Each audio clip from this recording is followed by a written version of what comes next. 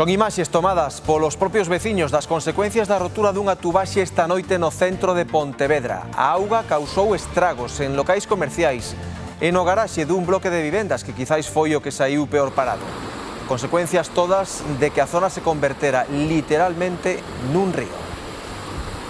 Hay coches dentro, están los trasteros, pertenencias y luego pues decidieron por seguridad en un primer momento evacuarnos a la calle y luego posteriormente al ver que no había un daño estructural pues nos dejaron volver a entrar, pero claro, 2 de la mañana, 3 de la mañana, gente en la calle, niños. Algúns poidemos sacar os coches, outros xa non lle deu tempo porque xa estaba tan inundado que xa a policía e os bombeiros xa nos avisaron de que había risco eléctrico. Hubo por lo menos 3 explosiones. Yo estaba precisamente allá abajo, ya estaba cuando las explosiones. Y pues eso fue, debió ser el trafo que explotó o algo así, además una fue muy grande, muy grande. Boas tardes, venres 1 de maio, xornada festiva polo Día dos Traballadores, benvidos ao Galicia Noticias. Para traballo que está dando rescatar esas vacas que caeron por unha ladera prácticamente vertical no concello lugués de Taboada, en plena Ribeira Sacra. A novidade principal é a que ven nas imaxes. Ese helicóptero que se uniu ao rescate hai escasos minutos e deixou imaxes tan impactantes como estas. A máis claro, do máis importante, o rescate exitoso de máis animais que doutro xeito sería algo prácticamente imposible. Nuns minutos iremos en directo ata o lugar do suceso a ver como vai a cousa. Desde un simple bico a un tocamento a, bueno, a xa situacións un poquinho máis difíciles, non? Por así decirlo, nunha idade moi temprana, rapaces ou rapazas moi xóvenes ou persoas con unha discapacidade elevada que non poden manter unha entrevista como poderíamos manter calquera outra persona.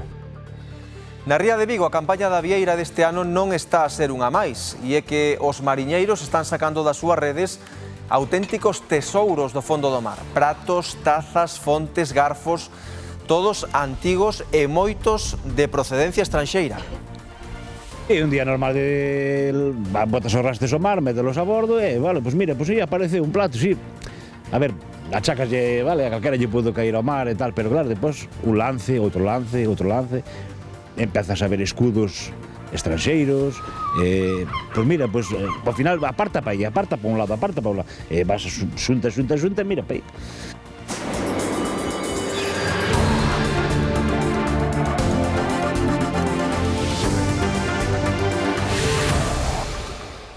Primeira parada do Galicia Noticias de hoxe en Pontevedra, rotura dunha tubaxe de auga no centro da cidade causou danos importantes en locais comerciais e, sobre todo, no garaxe dun bloque de vivendas. Susana Álvarez, contanos. A auga negou este garaxe que comparten 2 edificios da rúa Blanco Porto. O maior temor chegou coas explosións que se produciron ao entrar en contacto a auga cun transformador que hai na esquina deste soto. Mesmo chegou a caer parte dunha parede. Os bombeiros recomendaron o desaloxo das vivendas ata que puideron garantir a seguridade dos veciños. En plena madrugada, a rotura dunha tubaxe converteu 2 rúas do centro de Pontevedra nun río. A auga entrou con forza nun supermercado e no garaxe que comparten 2 edificios. Estábamos durmiendo porque fue sobre las 2 de la mañana y nos despertaron los vecinos puerta a puerta de que había una inundación. Entonces nada, ya salimos rápidamente, los que pudimos, yo tengo el coche en la primera planta, fui de las últimas en sacarlos, pero había un montón de coches dentro y bueno, llegó la policía, llegó Protección Civil, los bomberos sí que tardaron 1 hora. Y la rotura principal parece que estaba aí a la altura de Gadis. Reventou aí, debe ser a conducción da traída e debía de ser, eu que sei, sobre da 1 menos cuarto e tal.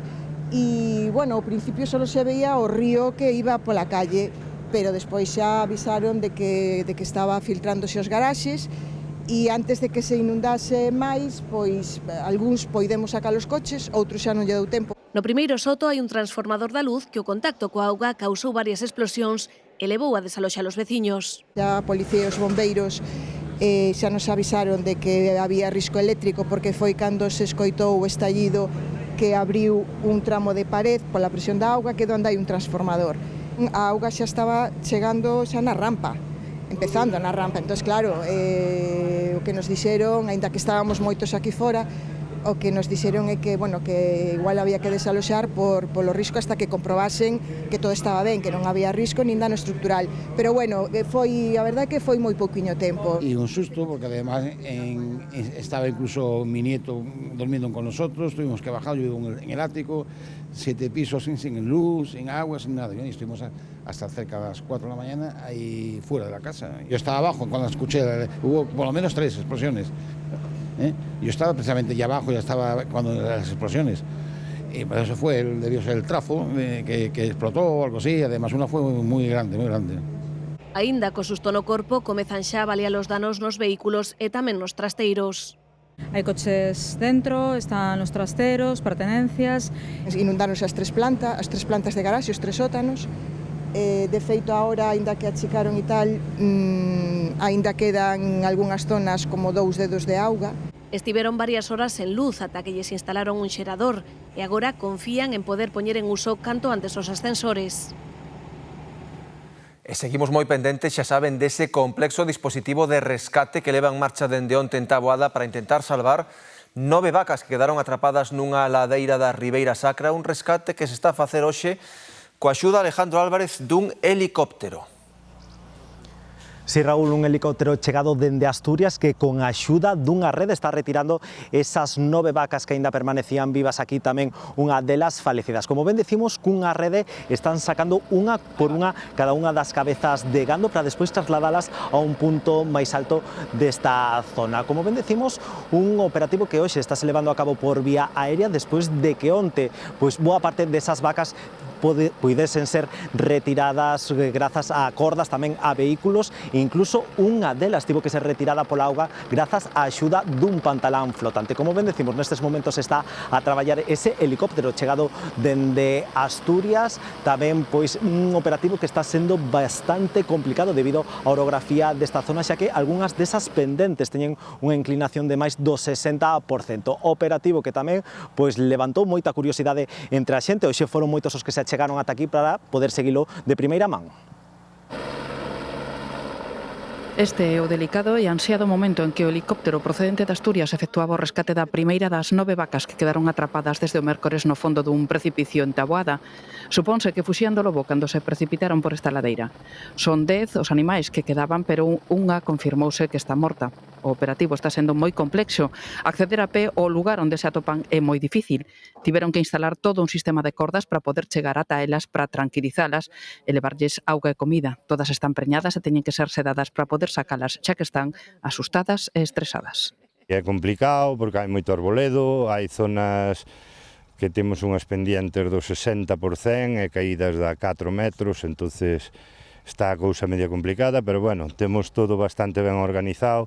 Vamos a intentar ir rescatando por grupos as vacas, traendo esa equipa a esta finca que temos detrás, en varias tandadas, non sei xusto se faremos 1 a 2 de cada vez ou, a ver, según se nos plantee, porque están nun terreno moi malo, non hai casi accesibilidade ninguna.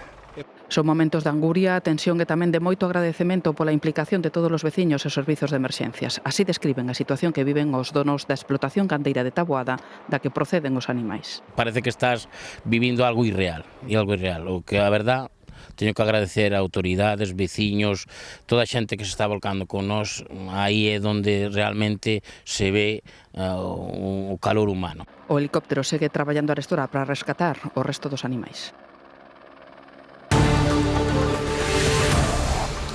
Están preocupados os veciños das Xubias na Coruña pola aparición de varios coches queimados e outros actos vandálicos nas rúas, como pintadas, roubos ou estragos varios no mobiliario. Vémolo de seguida aquí, nuns minutos no Galicia Noticias. Deteñen a un ex empregado dunha tenda de telefonía en Sanxenxo por roubar móviles no establecemento valorados en 23.000 euros. As investigacións por parte da Garda Civil tras a denuncia dos propietarios deste negocio de telefonía foron as que permitiron averiguar que o sospeitoso aproveitaba que coñecía as instalacións e os sistemas de seguridade das que dispuñan para acceder ao interior do local e subtraer os teléfonos de gama alta. Os terminais vendíanse despois nun establecemento de compra-venda de segunda man na cidade de Vigo. Montou un sistema piramidal de calotes en Venezuela, estafou en total máis de 630.000 euros e fuxiu no ano 2025. Pois ben, a Interpol acaba de localizar a este home e de detelo en Vigo. As autoridades do país sudamericano buscábano por estafa e asociación para delinquir. Ofreceu servizos loxísticos da súa empresa a un home o que conseguiu enganar para quedarlle cos cartos. Logo estendeu o mesmo engano a outras persoas que acabaron por se converter en vítimas a través dun complexo entramado semellante a un sistema piramidal. A Interpol activou a busca e a Policía Nacional de Vigo localizouno e detivo. A linguaxe inclusiva entra de cheo nas comisarías. A Policía Nacional vai usar un manual con pictogramas, debuxos nos interrogatorios de delitos sexuais, sobre todo cando as vítimas son mulleres con discapacidade ou nenos de curta idade. Desde un simple bico a un tocamento a xa violacións de sexo oral. Teríamos tamén agresións, por exemplo. Debuxos, pictogramas con contido sexual dirixido a vítimas que non son quen de describilo con palabras. Para persoas nunha idade moi temprana, rapaces ou rapazas moi xóvenes, ou persoas con unha discapacidade elevada, que non poden manter unha entrevista como poderíamos manter calquera outra persona. Se está poñendo no foco a loita contra a violencia de xénero e sexual contra as mulleres con discapacidade e os nenos e nenas e adolescentes tamén con discapacidade ou sen ela.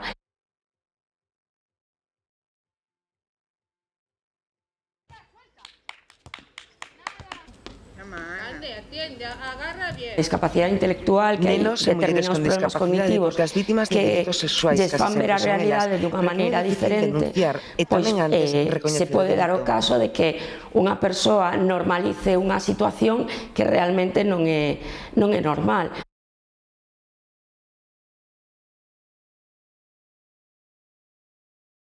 A utilización de imaxes e pictogramas é moito máis efectivo para que, sinalando situacións, estados de ánimo, ubicacións, poidan contar o que lles aconteceu viando a linguaxe moito máis técnica. En relacións familiares, non? Si é meu irmán, si é meu pai, temos tamén pictogramas para referirnos á idade da persoa do presunto agresor, pictogramas máis específicos, un condutor de autobús, por exemplo, unha condutora de autobús, un fisioterapeuta, non? Personal co que podería esa persona estar nunha situación da súa vida diaria e sufrir algunha situación delictiva. Por iso é tan importante que sexan protagonistas da súa propia historia. Moitas veces as persoas que agreden as vítimas de violencia sexual ou de xénero en persoas con discapacidade soen ser os coidadores ou os familiares directos ou algún profesional da atención, porque son persoas habitualmente que poden ter unha dependencia. Importante que a propia persoa con discapacidade poida expresarse e decir en primeira persona que sucedeu e como sucedeu. O agresor dos nenos case sempre está no círculo familiar máis íntimo en mulleres con discapacidade. O abano ábrese a profesionais do contorno. A aparición de varios coches queimados preocupa e moito os veciños do barrio coruñés das Xubias, que queixanse tamén doutros actos vandálicos, como pintadas nos portais e estragos e roubos noutros vehículos. Un dos coches queimados permanece no lugar do suceso. Xa retiraron o que estaba pegado a este, que tamén ardeu. E hai uns días houbo un incendio máis noutro vehículo nesta mesma rúa do barrio das Xubias de Arriba, na Coruña. Nosotros estamos en que según lo han hecho en el otro, que aquí viene alguien y parece que hay unos que vienen con una capucha de noche a las 2 o 3 de la mañana y tal, según se oye. El caso es que prendió en este y el que estaba aquí, un Opel, pues no sé si con el fuego de este también se quemó el otro. Ademais destes incendios, os veciños denuncian outros actos vandálicos. Lembran que roubaron e causaron estragos en varios vehículos. Y están rompiendo cristales para robar cualquier cosa que ven dentro, como ya digo, como le pasó a mi hijo y más a muchos más por ahí por el sanatorio. Y pasó también en la bajada en el Monte de las Moas, aquella bajada que baje hacia la Renault. Ahí rompieron no sé cuántos coches ahora, que era una semana o por aí. Este aumento da conflitividade ten os veciños preocupados. Aquí, esto desde, ya digo, desde hace un año para aquí, no estamos muy tranquilos, porque siempre está surgiendo algo. Tamén tiveron que limpar las pintadas que, segundo contan, apareceron en varios portais. Ante esta situación, reclaman medidas para recuperar a seguridade na zona. Os ladróns volven cebarse co patrimonio relixioso en Xinzo de Limia, na provincia de Ourense. Hai uns meses foron os cemiterios, agora as igrexas. Alberto Rivero.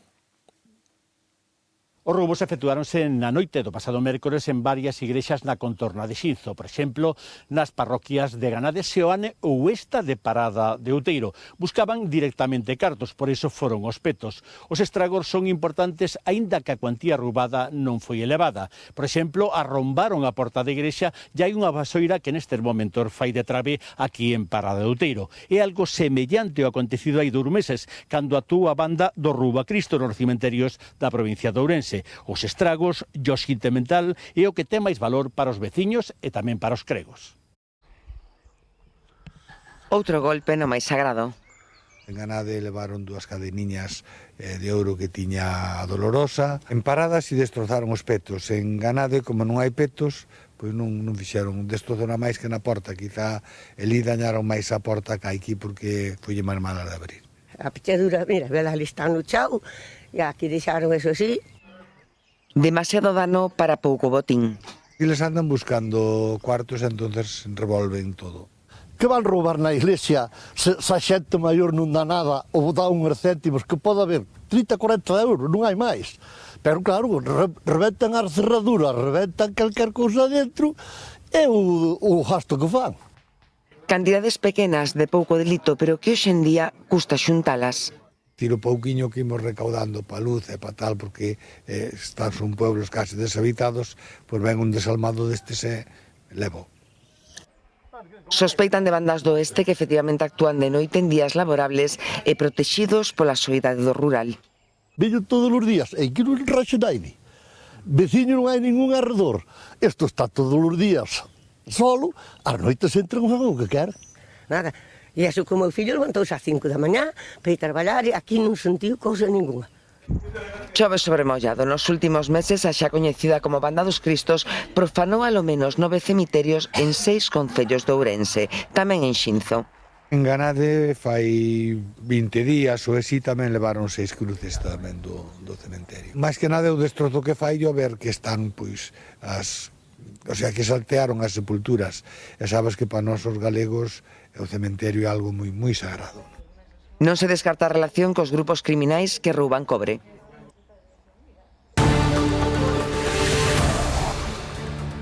De seguida ímolos levar a facer unha visita primaveral polos xardíns do Pazo de Oca, no concello pontevedrés da Estrada. Vai ser un exemplo do que poden atopar vostedes se fan parada nesta época do ano en calquera dos integrantes da Ruta de Pazos e Xardíns de Galicia. Non se van a arrepentir de facela con nós, será aquí, no Galicia Noticias.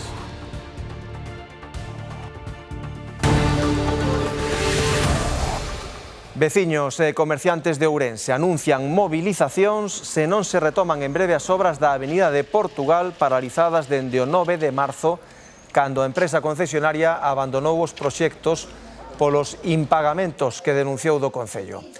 O Goberno municipal outorgoulle a outra empresa o remate da obra pola vía de urxencia, pero os trámites burocráticos eternizan uns traballos que levan máis dun ano executándose e que están a esgotar a paciencia dos veciños da zona.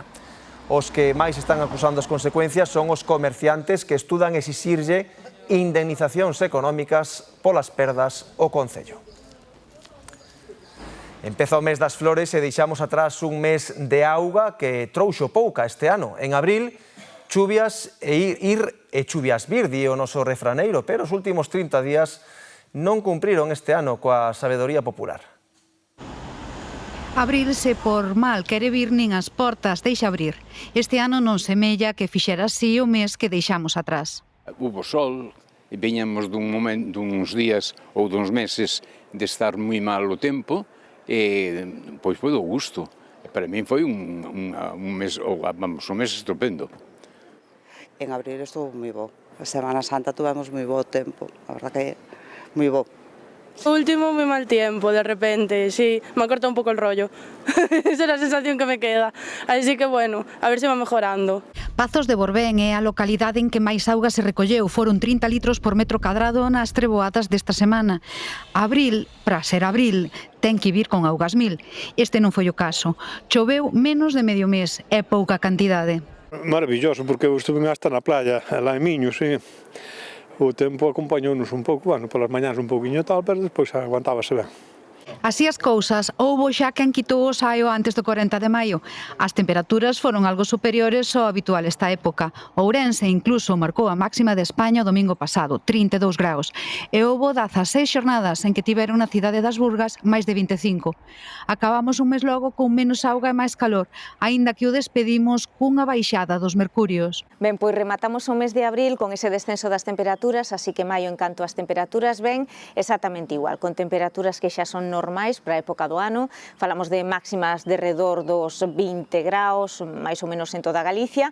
Falamos con unha excepción que é Ourense, que si, por exemplo, hoxe estará nos 24, con ese ascenso moi local, porque ali hoxe non terán apenas precipitación, pero en xeral mantémonos aí nesa dinámica. E tamén falando desas chuviñas que nos van a acompañar non só nesta fin de semana, senón tamén nos vindeiros días, porque non se ve o achegamento claro do anticiclón e, ademais, acompañado todo con esa circulación de norte. A sabedoría popular tamén di que abril e maio son as chaves de todo o ano. Veremos se nisto atina o noso refraneiro. A primavera é e será sempre un bon momento para visitar os máis dos xardíns que alberga a Ruta de Pazos e Xardíns Galegos. Fixemos unha parada no Pazo de Oca, no concello da Estrada. De gran valor botánico e ornamental, o seu xardín abre as portas todo o ano para recibir centos de visitantes atraídos pola súa espectacularidade.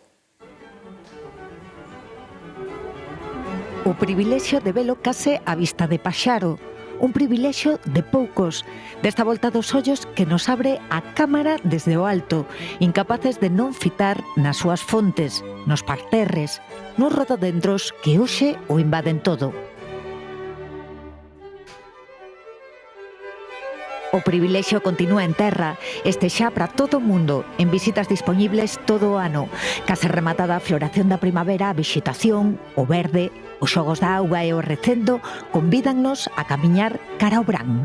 Xa rematou a floración das variedades florais típicas do inverno e inicio de primavera, camelias, rododendros, azaleas, aínda queda algo, non? Algunhas variedades de rododendro tardías, e agora é cando empezan a xurdir bulbos e outro tipo de bulbos, plantas vivaces, a espera das hortensias, dos agapantos, dos rosais. O xardín de Oca é un xardín que está sempre verde, está conformado prácticamente na súa totalidade por parterres de buxo, en diferentes, desde posición semi-salvaxe a formacións de todo tipo, paredes, rocallas, sebes, todo tipo de formacións se dan co buxo en Oca. E agora é un bon momento porque, bueno, despois dunha campaña importante de tratamentos, pois conseguimos recuperalo e que reverdeza. O xardín de Oca ten aproximadamente 8 hectáreas, non? A riqueza botánica é difícil de cuantificar, a verdade, tanto en número de especies como en canto ao valor botánico que supoñen. Hai momentos do ano que hai que aproveitar para levar a cabo certas podas, que o xardín se oxixene, que ganen ventilación e entrada de luz, porque senón se produce un caldo de cultivo ideal para a proliferación de fungos, co cal pois hai que facer limpezas, renovacións. Para poder ver e gozar disto, imaxes do momento de máximo esplendor das flores, do mes de marzo e de abril. É un lugar que provoca fondas emocións nos visitantes. É a función do xardín, non? A emoción de pasear por aquí, un prazer que se repite ao longo dos séculos.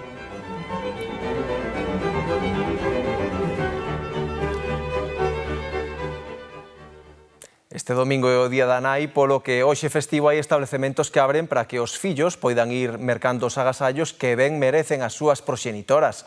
Entre eles, as flores. Sabela. Florerías como esta de Ferrol onde non dan abasto preparando encargas para este domingo e tamén para hoxe e mañá, porque moita xente xa se anticipa.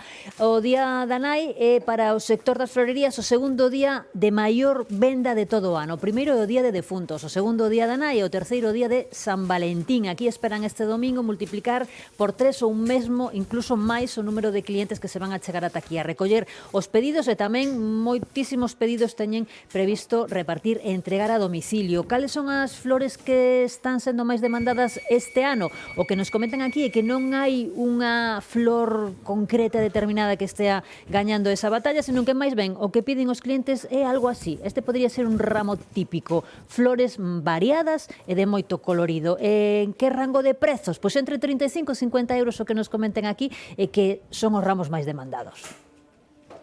Pide ramos variados. Flores variadas, que sea colorido, algo alegre. Aquí en Galicia a cultura da flor levase moito, con lo cual o Día da Nai é un día moi importante. Para nós chamámoslle un mini difuntos. É moi importante, porque é moi importante, hai moita nai no cementerio, hai moita nai en xeral, entón a xente, en vez de comprar outras cousas, vaise moito pola flor.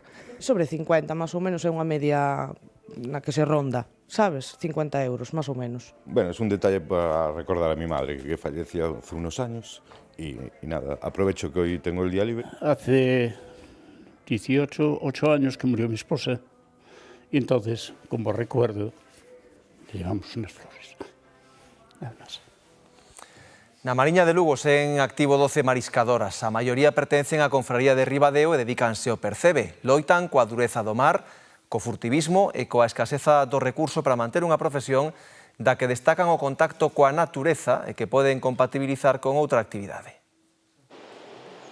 Na Mariña chegou a haber agrupacións formadas por medio cento de mariscadoras como eran as do Vicedo, que se dedicaban á extracción da coquina. En toda a comarca hoxe quedan 12 profesionais con permiso de explotación pro marisqueo a pé. 6 están en Ribadeo. Madre mía, pouquísimas, que pena. Que pena, pois si foronse jubilando todas e agora a xente que foi entrando, pois casi todos son homes, rapaces novos. E son moitos os motivos. Mar pode te matar, realmente é peligroso, temos que ter moito cuidado, de feito hai días que non podemos ir porque non te podes meter. Pero sí que é verdade o que penso é que algo de vergonza sí que dá a juventud, a miñas compañeiras, algunhas non se imaginan tiradas no mar como vou eu, nas condicións que vou eu, coas pintas que vou eu, digámoslo. Tamén enfrontan a escaseza do produto e o saqueo constante polo furtivismo.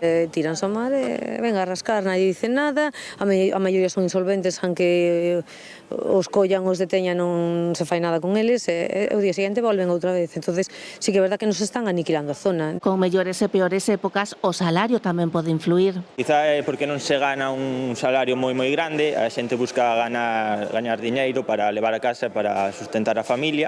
Eu creo que está máis destinado como un traballo complementario, que teñas un traballo a maiores para poder compensar os dous salarios. Eu creo que vai por aí a cousa. Eu traballo nun bar pola noite, levo traballando ali 7 anos, sempre traballei en bares de copas.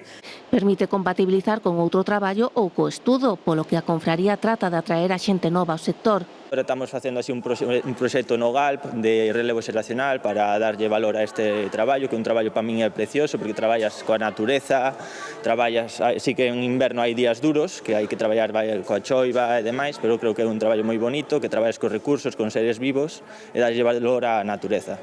A mí gústame, además, a mí encántame. Gústame o contacto con a naturaleza, é que levo tirada nas rocas desde que era pequena. Porque a pesar da súa dureza, permite esa conexión única coa natureza. O polvo deixou nas lonxas galegas case 15 millóns de euros esta campaña. Por mor dos temporais, os barcos foron menos ao mar, pero pescaron máis que na costeira anterior. Hoxe empeza unha veda de 2 meses. Barcos amarrados e nasas en terra. Desde hoxe está prohibido capturar polvo en augas galegas. Rematou unha campaña que deixou nas lonxas máis dun 1.200.000 kilos. Sen contar a pandemia, foi a segunda peor campaña desde que hai datos oficiais, pero mellorando.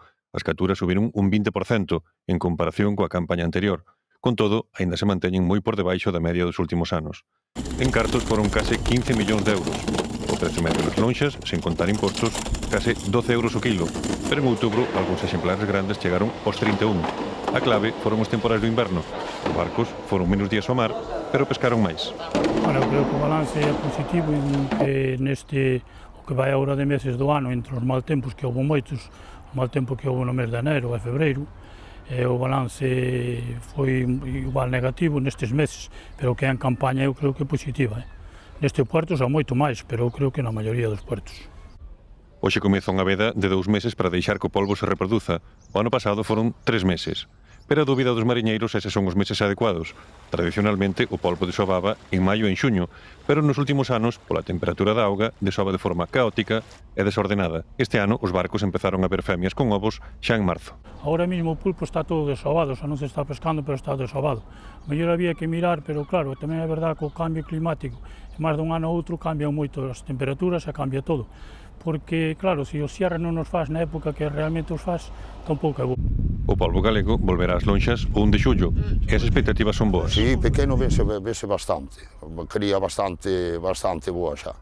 3 cuartos, 800 gramos, 600.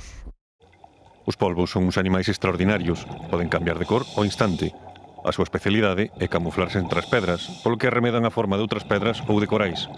Viven 2 anos, pero teñen unha memoria prodixiosa. Por iso tamén son quen de cambiar incluso de textura. Poden facerse lisos ou rugosos. Agora poden descansar da ameaza da pesca 2 meses. As nasas volverán ao mar 1 de xullo. Na Ría de Vigo, o que comezou como unha campaña máis da vieira está sendo realmente emocionante. Os mariñeiros sacan das súas redes verdadeiros tesouros somerxidos no fondo do mar. Vexan. Pratos, tazas, fontes, garfos son algunhas das pezas que estes días saen do fondo do mar nas redes dos mariñeiros que traballan na campaña da vieira entre a Ponte de Rande e a illa de San Simón. Sí, un día normal de botas os rastes ao mar, mételos a bordo e, vale, pois mira, pois aí aparece un plato, sí. A ver, achacaslle, vale, a calquera lle pudo caer ao mar e tal, pero claro, depois un lance, outro lance, empezas a ver escudos estranxeiros, pois mira, pois ao final aparta pa aí, aparta pa un lado, e vas xunta, mira pa aí. A bordo do Morriña 2, Eligio fálanos do seu último achado, un dos que máis lle sorprendeu. O do tenedor e a culler, coas iniciales gravadas, ese tipo de material foi o que máis me chamou a atención, aparte os escudos, porque claro, podía ser español, pero non, todo é estranxeiro, alemán. Gustaríalle que algún investigador se interesara por estes obxetos que levan anos e anos debaixo do mar. Que é algo que non é usual, o sea, sobre todo, claro, empezas a investigar un pouquiño, empezanse a dicir que isto que data da Primeira Guerra Mundial, que dun barco alemán que estuvo aí fondeado, con algo, debe de haber algo polo medio de espionaje, entón, queres ou queres, chámache a pensar. Bueno, pois si era bo que alguén que se preocupara un pouquiño por isto e que dixera, pois vamos a ver que de onde sale todo isto. Polo momento, gardaos nunha caixa na súa casa coa esperanza de que algún día alguén se interese por eles e poder saber algo da súa historia. E imos falarles agora dun novo servizo para que os turistas coñezan a Costa da Morte dun xeito ecolóxico. Coches sostibles para alugar por horas ou kilómetros que ofrece o hotel ubicado no Faro de Fisterra. Faino en colaboración cunha empresa ourensá de mobilidade compartida. O Faro de Fisterra é punto obrigado para moitos peregrinos do Camiño de Santiago. De feito, nos últimos anos, estímase que este lugar é o segundo máis visitado de Galicia despois da Catedral Compostelá. Estimacións, aí falase, hai días 1.400 e pico entradas, o sea, xente que pasa polos medidores, pero creemos que hai días de máis xente. Unha vez aquí, para marchar de volta, a opción que había era o taxi ou o bus a Compostela. A escaseza na oferta de transporte levou o Hotel do Faro a iniciar unha colaboración cunha empresa ourensá de servizo de alugueiro de vehículos. O que van a facer é que a xente poda, en vez de facer só unha noite porque teñen unha combinación de autobús a Santiago mala, pois que poda facer 2 noites ou que poda facer un recorrido e visitar outros puntos de interés. O Os hóspedes dispoñen de 2 coches, un eléctrico e outro híbrido, que se poden alugar por horas, días ou ben por quilómetros a través dunha aplicación de móvil. Teñen a súa disposición o vehículo, dende o hotel llo asignan, poden viaxar, moverse por todo Galicia e facer uso do vehículo, en definitiva, e logo retornar novamente ao hotel, neste caso, para facer a devolución do vehículo. Polo de agora, a iniciativa está en fase de proba, pero a intención dos seus promotores é ampliar o servizo. En concreto, hoxe falamos da colaboración co clúster de turismo e do proxecto que se leva a cabo cos hotéis, restaurantes, pero a intención é que a implantación sexa en distintos municipios para o uso de calquera, do turista, pero tamén do cidadán. Os primeiros en probalo foron estranxeiros. Tivemos aí 2 clientes, que un era americano e outro francés, pois ao final o que fixo foi ir ver os sitios de máis interés, que foi ver Muxía, que non o conocía, que outra persona foi ver a Carnota, os orgos de Carnota, a Cascada do Ézaro, incluso se desplazou hasta Muros. Unha alternativa máis para moverse pola Costa da Morte. E hoxe rematamos agradecéndolles unha vez máis a súa fidelidade que se plasmou no 25,4% de cota de pantalla que o Galicia Noticias acadou onte e que nos fixo líderes de audiencia na nosa franxa horaria. Grazas a vostedes tivemos picos do 27%. Así que o dito, moitas grazas pola compaña e que pase unha boa fin de semana. Deixámonos con Marta de Arriba o Telexornal, que tamén foron líderes. Ata o luns.